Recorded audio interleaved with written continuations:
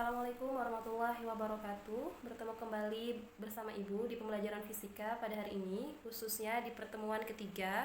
Kita akan membahas lebih lanjut tentang rangkaian arus arah atau DC. Baiklah, untuk pertemuan ketiga ini kita akan membahas materi tentang hukum Kirchhoff, kemudian tentang konsumsi energi listrik. Di sana ada energi, kemudian ada daya, dan juga ada beda potensial yang akan kita bahas.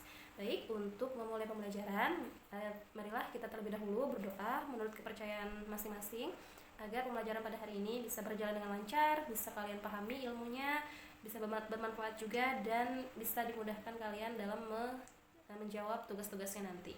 Silahkan berdoa dimulai. Bismillahirrahmanirrahim. Baiklah, siapkan terlebih dahulu peralatan tulis kalian, simak dan catat materi pada hari ini. Kita mulai pembelajarannya. Silahkan kalian amati video berikut ini. Apakah kalian mendengar tentang rangkaian beban seri dan paralel? Coba kalian perhatikan lampu-lampu hias di sekitar kita.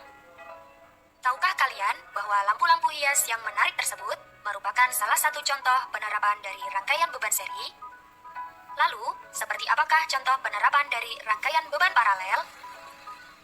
Contoh penerapan rangkaian beban paralel adalah jaringan listrik PLN yang menyuplai listrik ke rumah-rumah. Nah, di video tadi dijelaskan tentang contoh rangkaian seri, kemudian contoh rangkaian paralel. Bisa kalian bedakan sendiri kan, bagaimana contoh-contohnya, dan itu sangat kaitan dengan kehidupan kita sehari-hari. Nah, di tugas minggu kemarin, Ibu juga menyuruh kalian untuk mencari perbedaan dari rangkaian seri dan rangkaian paralel, dan alhamdulillah banyak banget yang sudah benar jawabannya, meskipun ada beberapa dari kalian yang belum lengkap untuk jawabannya. Nah, pada rangkaian seri, apabila ada salah satu lampu yang mati ataupun rusak, itu mempengaruhi untuk lampu-lampu yang lain, seperti halnya lampu hias ya kan. Pasti lampu-lampu yang lainnya juga ikutan mati. Tapi beda halnya dengan rangkaian paralel, seperti halnya lampu pada rumah kita. Misalkan di kamar mandinya aja tuh lampu kita tuh rusak atau mati, tapi tidak berpengaruh ke lampu yang ada di kamar kita karena dia susunannya secara paralel. Jadi hambatan satu dengan hambatan yang lainnya itu tidak saling mempengaruhi karena arusnya terbagi.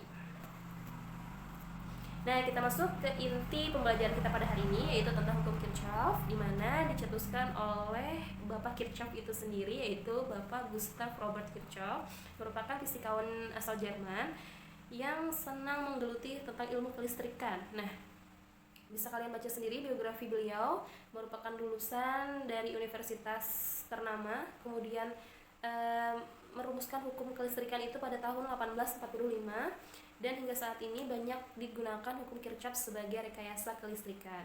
Dan fokus penelitian beliau ini bukan hanya tentang kelistrikan saja, tetapi juga tentang spektroskopi dan termodinamika. Jadi termodinamika itu berkaitan tentang suhu-suhu gitu ya. Selanjutnya, nih, jadi hukum Kirchhoff itu terbagi menjadi dua. Yang pertama yang kita bahas adalah hukum 1 Kirchhoff, di mana bunyinya adalah jumlah arus yang masuk ke dalam percabangan itu sama dengan jumlah arus yang keluar dari titik percabangan itu. Kita membicarakan tentang titik percabangan seperti pada gambar yang tertera di slide, berarti otomatis rangkaiannya paralel dong yang memiliki percabangan. Dilihat pada gambar yang sebelah kiri, gambar yang pertama itu ada 6 arus listrik, yang mana I1, I2, I6. Kita lihat tanda panahnya aja ya, merupakan I masuk ke titik percabangan. Coba lihat tuh, garis arus untuk I1, I2, dan I6, dia sama-sama masuk ke titik percabangan tuh, kan? Karena dia masuk ke titik percabangan, berarti itu sebagai I masuknya. Kemudian kita tulis I1 ditambah I2 ditambah I6. Kita lihat lagi untuk arus yang lain, yang I3, I4, dan I5 itu merupakan arus keluar percabangan, sehingga diperoleh persamaan sigma I masuk sama dengan sigma I keluar. Artinya penjumlahan arus yang masuk titik percabangan itu sama dengan penjumlahan arus yang keluar dari titik percabangan. Jadi I masuknya adalah I1, I2, dan I6 dijumlahkan, disamadengankan dengan I keluarnya yaitu I3, I4, dan I5. Bisa kalian lihat sendiri rumusnya di gambar. Dan I di sini kita bicarakan adalah tentang arus listrik yang satuannya ampere. Kemudian gambar yang kedua itu sama banget untuk percabangan juga arus listriknya. Di sana ada tanda X gitu kan, ada L1, L2, artinya itu adalah lampu sebagai hambatannya.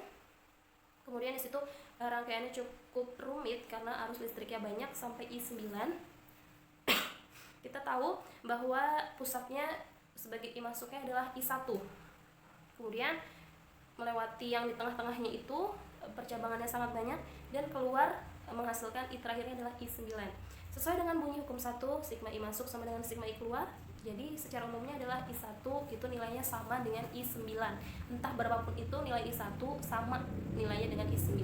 Nah, selanjutnya kita tinjau lagi untuk I1-nya. I1-nya kan masuk ke titik percabangan tuh. Kemudian menghasilkan perpecahan. Perpecahan. Ada terbagi jadi I2, I3 dan I4. Jadi kita tulis I1 sama dengan I2 ditambah I3 ditambah I4.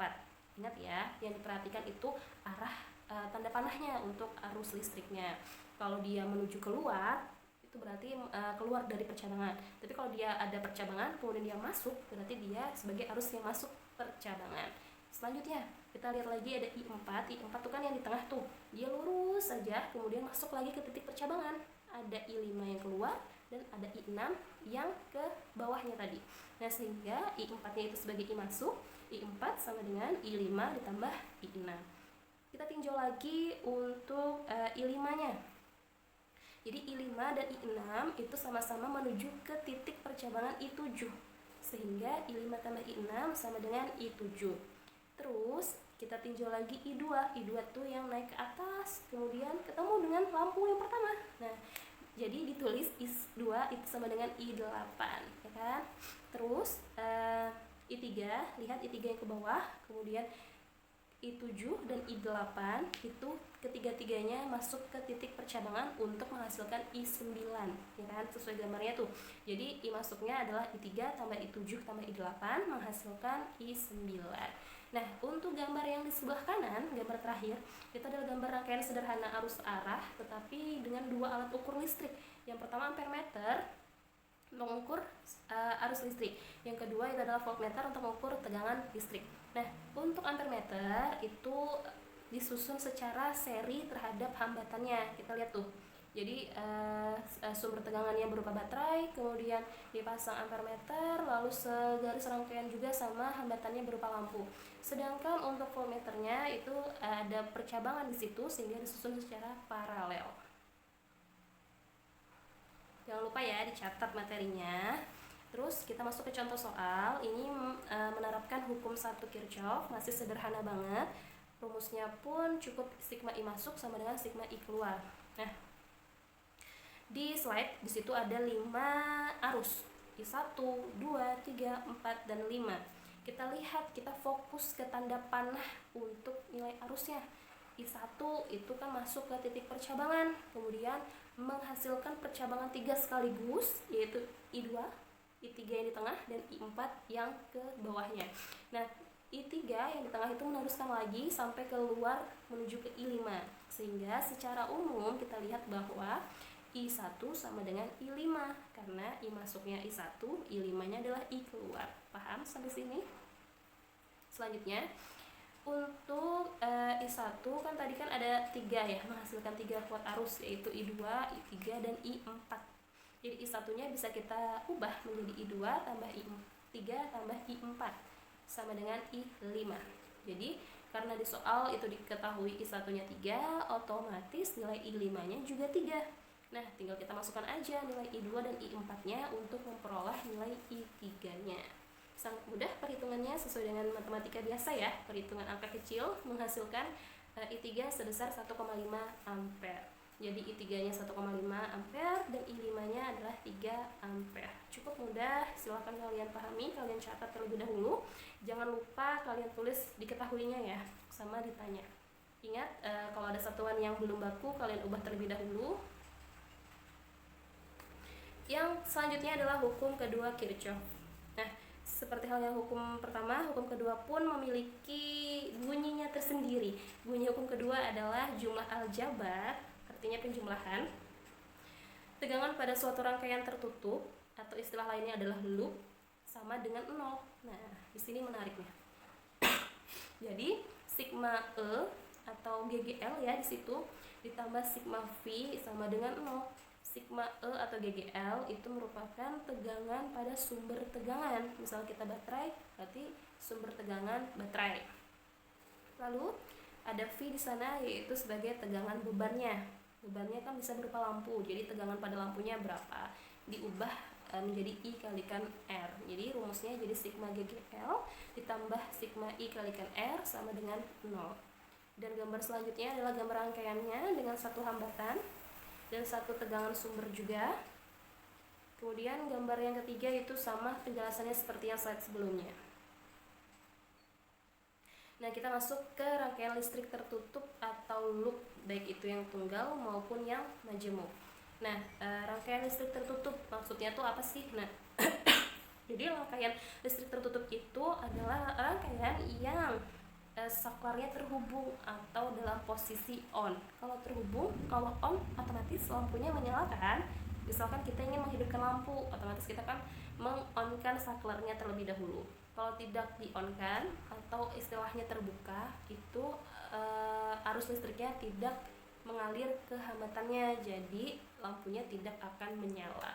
Nah, pada rangkaian listrik tertutup ini atau loop itu ada hal-hal penting tuh yang harus kalian perhatikan dan harus kalian ingat nih. Siapa tahu keluar kan di ulangan nih, ada 5 poin. Bisa kalian baca sendiri.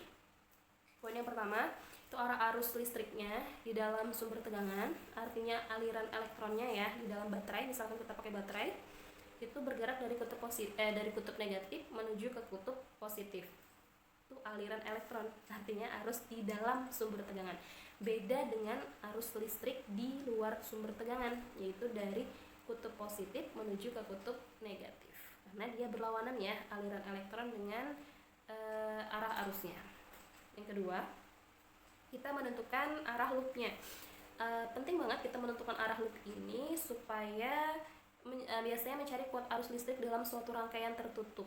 Nah, kita sebenarnya bebas pengen menentukan arah loopnya itu berlawanan atau searah dengan arah jarum jam. Tetapi lebih mudahnya jika kita mengikuti arah arusnya. Misalkan arah arusnya itu searah dengan jarum jam, kita mengikuti aja arah loopnya. Kenapa? Supaya nanti nilai di rumus I dikali R-nya tadi bernilai positif. Nah, kalau nilainya positif kan lebih mudah untuk perhitungannya.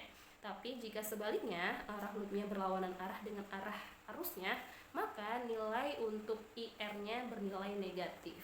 Cukup mudah kan dipahami? Selanjutnya adalah arah loop yang sudah kita buat. Kita lihat lagi putarannya. Apabila dia pertama kali menyentuh kutub negatif si baterai sebagai sumber tegangannya, maka nilai GGL atau nilai E-nya tadi bernilai negatif juga. Tapi kalau dia pertama kali menyentuh kutub positif, otomatis nilai GGL-nya juga positif.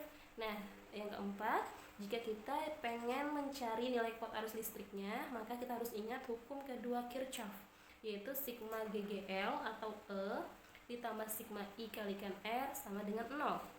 Selanjutnya, jika kita mencari beda tegangan atau potensial, itu rumusnya adalah V cabang, tegangan di cabangnya sama dengan sigma GGL ditambah sigma R-nya, I kalikan R maksudnya.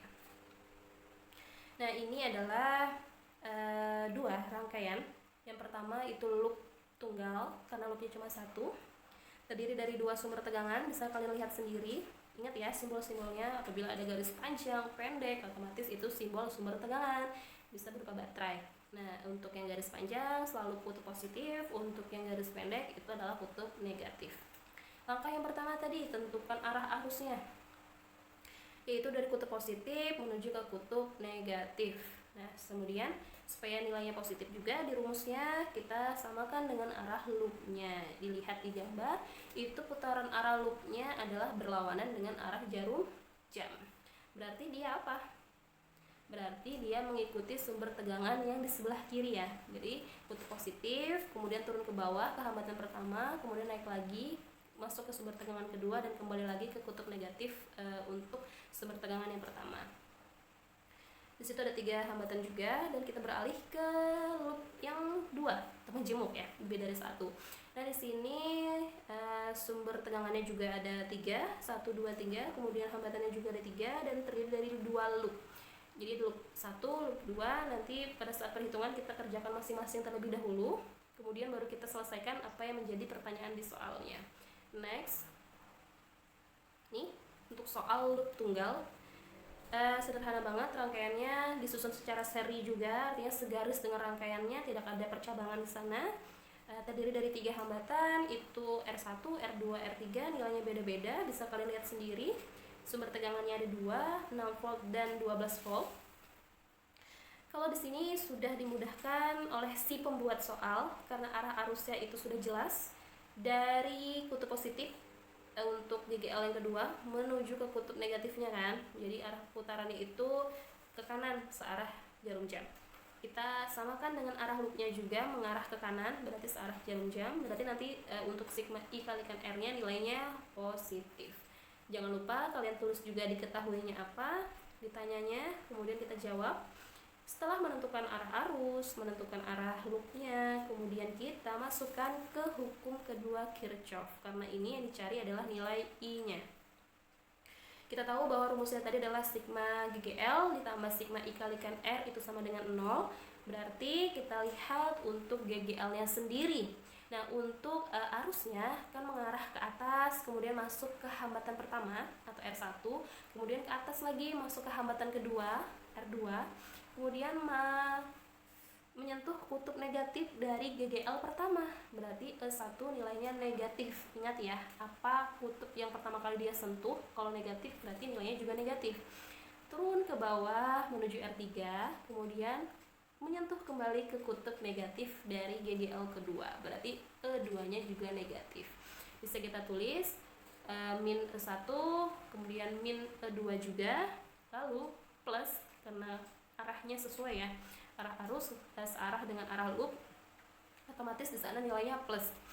Karena ini ada 3 hambatan, berarti rangkaiannya seri juga, berarti I sama dengan I1, sama dengan I2, sama dengan I3, sehingga bisa kita sederhanakan langsung tulis aja I. Jadi I kali R1 ditambah I R2 tambah I R3. Karena nilai I-nya sama, bisa kita kelompokkan, jadinya I buka kurung R1 tambah R2 tambah R3.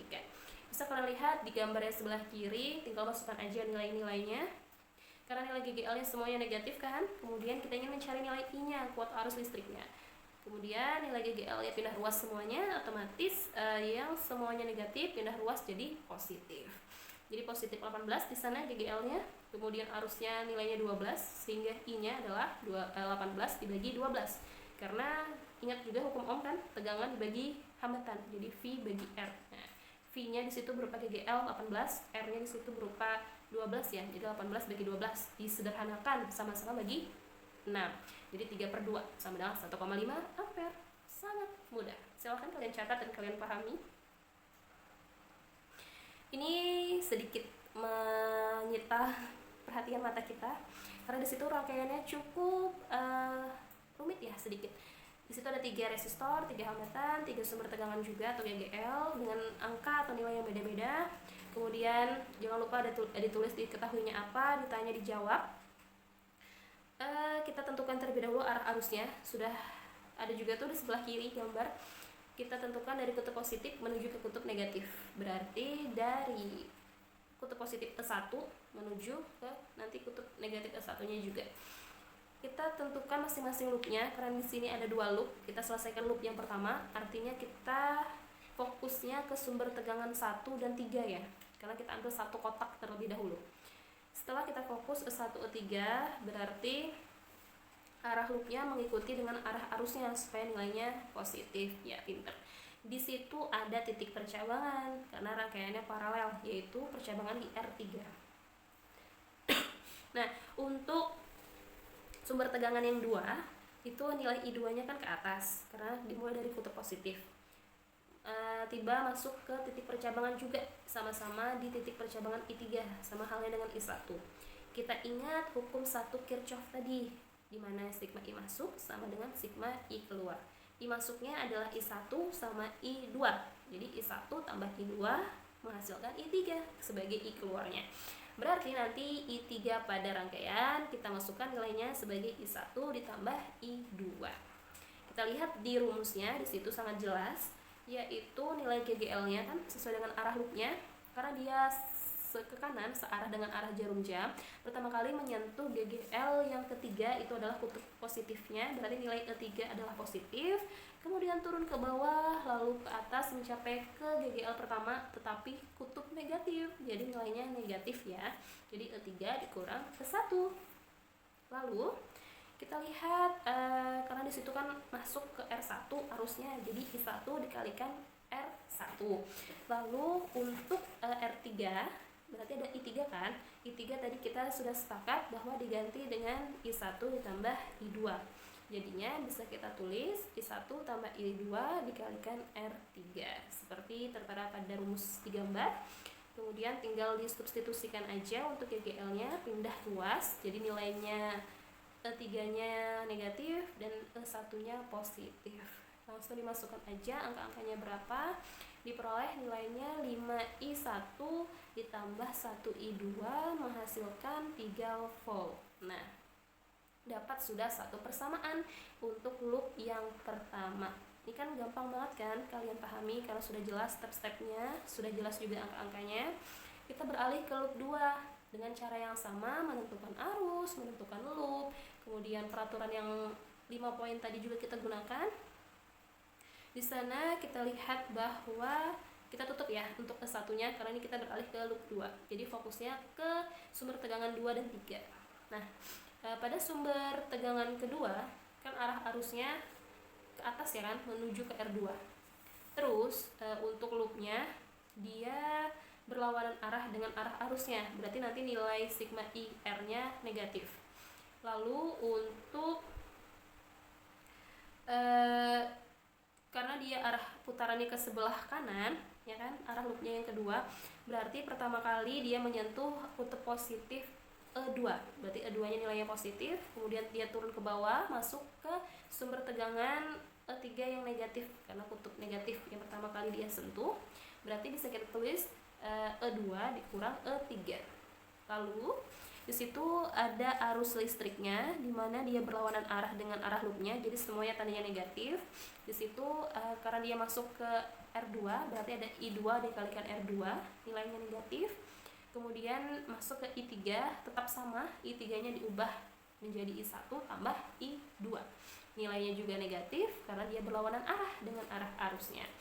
Dikalikan R3, kemudian yang GGL nya tadi bisa kita pindah ruaskan juga, yang E2 asalnya positif jadi negatif, kemudian E3 yang asalnya negatif jadi positif. Tinggal kalian masukkan aja nilainya, diperoleh 1I1 ditambah 4I2 sama dengan 7 volt.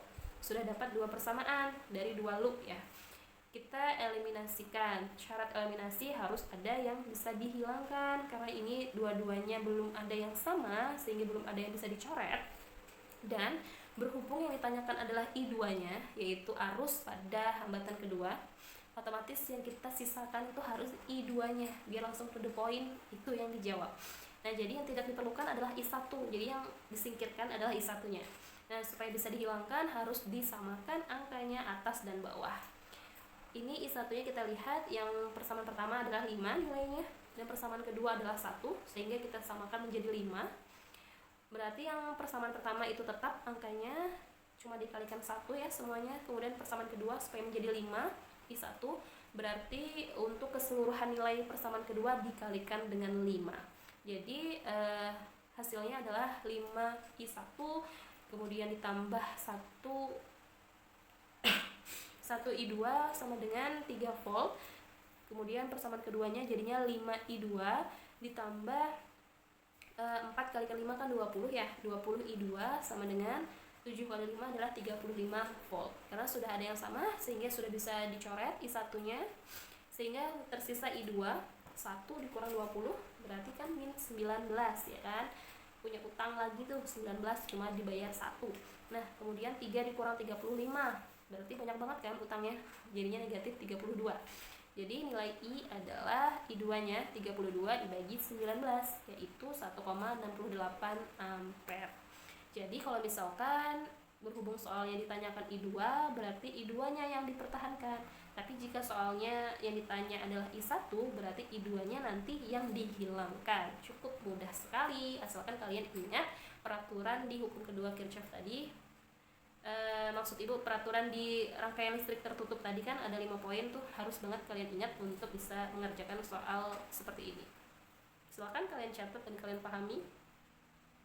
Nah, pada materi selanjutnya adalah peralatan listrik di kehidupan sehari-hari. Di pertemuan pertama itu sudah ibu berikan video berupa gadget ya kan, ada HP, ada laptop. Itu merupakan contoh sederhana rangkaian arus searah atau DC. Kenapa? Karena sumber tegangannya itu berupa baterai. Nah, kalau misalkan peralatan listrik di rumah seperti halnya lampu, kemudian peralatan listrik apapun yang tenaga atau sumber tegangannya itu berasal dari PLN, itu merupakan listrik bolak-balik atau listrik AC ya.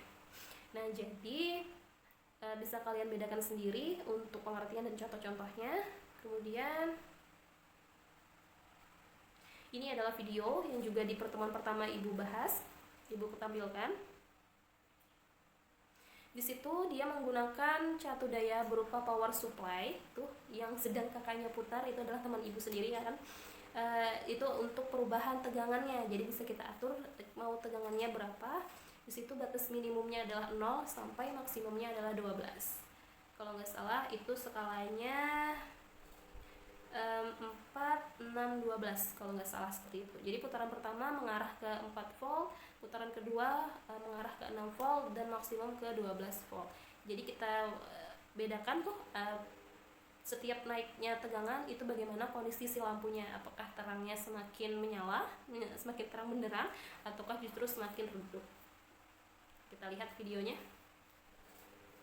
Nah, jadi untuk tegangan pertama lumayan, kemudian tegangannya ditambahkan jadi lebih terang menyala lampunya, ditambahkan lagi lebih lagi terang benderang kan. Nah, jadi bisa kalian ambil kesimpulan sesuai dengan hukum Ohm adalah semakin tinggi tegangannya maka kuat arus listriknya pun juga semakin besar, karena tegangan sebanding atau berbanding lurus dengan kuat arus listriknya. Tetapi hambatannya bernilai tetap atau konstan, karena hambatannya sama, yaitu berupa lampu pada video tadi.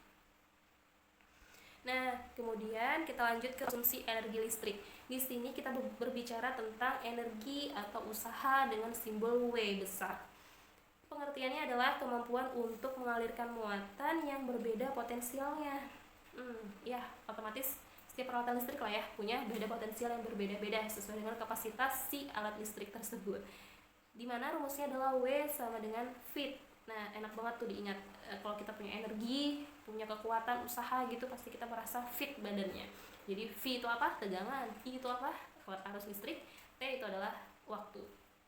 Bisa diturunkan lagi sesuai dengan hukum Ohm kan. V itu bisa diganti I kalikan R, sehingga rumus yang kedua W itu adalah irit. Kemudian kita ubah lagi, W sama dengan V kuadrat per R kalikan T. Pokoknya kalian ubek-ubek sendiri itu rumusnya. Ada 3 variasi, yang mana yang pertama W sama dengan fit, yang kedua W sama dengan irit, dan yang ketiga W sama dengan V kuadrat per R dikalikan T. Di situ yang kalian mainkan cuma membolak-balik hukum Ohm aja. Yang kedua adalah daya listrik atau simbolnya P besar, adalah energi listrik tiap satuan waktu. Energi listrik berarti W, waktu berarti T, jadinya P sama dengan W per T. Sangat mudah. Nah, kita tahu tadi W adalah rumusnya fit ya kan. Nah, untuk T yang di atas bisa dicoret dengan T yang di bawah, sehingga menghasilkan P sama dengan IRI, I-R-I ya kan, kuat arus listrik dikali hambatannya, kemudian dikalikan dengan kuat arus listrik lagi, atau disingkat I kuadrat kalikan R, atau daya rumus selanjutnya adalah V kuadrat per R. Sama kita otak-atik disitulah pokoknya hukum Ohm-nya, sehingga dapat 3 variasi rumus untuk daya. Kita beralih ke beda potensial. Rumusnya maksud ibu simbolnya adalah V besar, yaitu W dibagi Q, usaha atau energi tiap muatan listrik yang mengalir ya kan, satuannya volt. Ini adalah contoh soalnya. Misalkan ada kuat arus sebesar 5 ampere dalam suatu konduktor, suatu bahan yang bisa menghantarkan listrik, yang mempunyai hambatan 20 ohm dan waktunya adalah 1 menit. Yang ditanya adalah energi listrik yang diserap. Energi berarti W besar, kemudian daya listrik yang kedua berarti P besar. Jangan lupa selalu menulis yang diketahuinya. Kuat arus listrik berarti I sama dengan 5 ampere, hambatan berarti R besar sama dengan 20 ohm, dan T di situ ada waktu adalah 1 menit. Jangan lupa selalu perhatikan satuannya, karena satuan menit itu seharusnya sekon kan ya untuk waktu. Nah, jadi kita ubah 1 menit itu sama dengan 60 detik, otomatis 60 sekon. Nah, kita tulis sudah, ditanyanya juga udah dengan simbol-simbolnya. Lalu kita masukkan rumusnya. Nah, karena tadi rumus energi itu ada 3, rumus daya juga ada 3, kita tuh bingung kan pengen pakai rumus yang mana. Nggak mungkin juga kalau pakai semuanya. Kita lihat lagi yang diketahui di rumus di soalnya itu apa aja komponennya, karena di soal itu diketahuinya arus, hambatan, waktu. Otomatis untuk rumus usaha atau energi listrik adalah pakai rumus irit atau singkatannya I kuadrat R kalikan T. Tinggal masukkan aja angka-angkanya, diperoleh 30.000 joule atau disingkat 30 kilojoule. Jadi permainan konversi satuan itu sangat diperlukan. Jadi kalian harus hafal tuh satuan-satuannya tuh jenjangnya apa aja. Kemudian kalau misalkan nanti pilihan gandanya tidak ada pilihan 30.000 joule, tetapi adanya adalah 30 kilojoule. Nah, kalian harus pinter-pinter di sana mengkonversi satuannya. Selanjutnya poin yang kedua, mencari daya listrik, yaitu W per T. W-nya sudah diperoleh 30.000, T-nya adalah 60 sekon, sehingga menghasilkan 500 watt. Sangat mudah sekali. Nanti kita akan belajar tentang tarif listrik lah ya, sesuai dengan materi selanjutnya.